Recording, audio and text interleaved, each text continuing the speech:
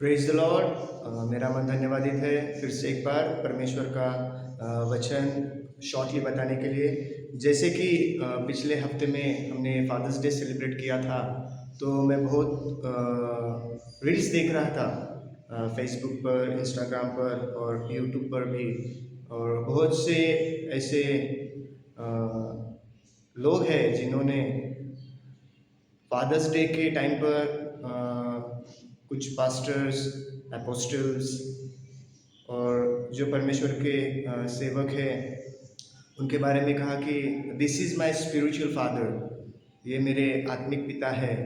तो बाइबल हमें ठीक ठीक समझने की ज़रूरत है। जैसा कि मैंने वो रील्स देखा और मैं थोड़ा सोच रहा था, तो देन परमेश्वर की आत्मा ने मेरे से बात की और मैं थोड़ा सोच रहा था कि बाइबल हमें क्या बताती है स्पिरिचुअल फादर के बारे में।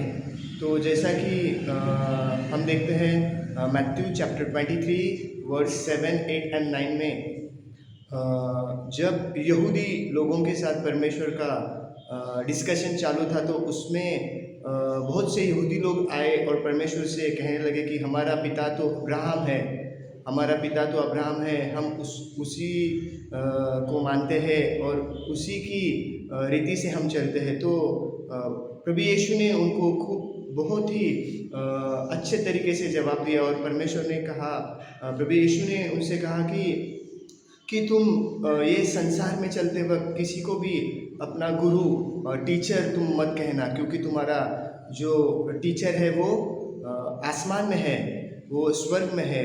और उसके बाद उसने कहा कि तुम ये संसार में चलते वक्त किसी को भी अपना पिता मत कहना, क्योंकि तुम्हारा पिता एक ही है, वो है परमेश्वर जो स्वर्ग में है।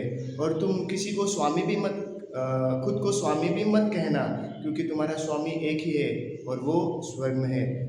तो ये वचन के बारे में मैं थोड़ा मनन कर रहा था और परमेश्वर की आत्मा ने मेरे से बात की कि ये संसार में चलते वक्त बहुत से लोग हैं जो कहते हैं कि this is my spiritual father, this is my spiritual सन।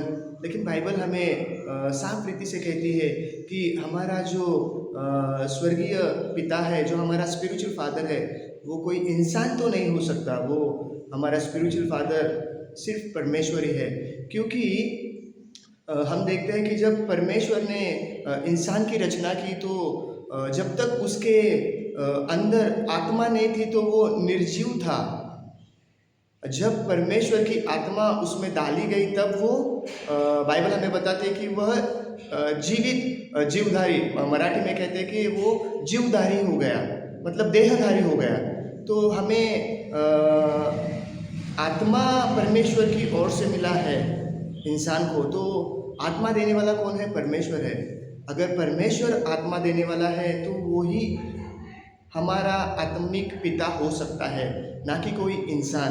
तो भरपूर से बहुत से लोग बाइबल में से वचन कोट करते हैं, जैसे कि 1 कोरिन्थियंस चैप्टर 4 वर्स 15 में कहता है कि पौलुस भी कहता है कि तुम्हारे बहुत से टीचर होंगे, तुम्हारे 10,000 टीचर्स होंगे, लेकिन मैं तुम्हारा पिता हूँ।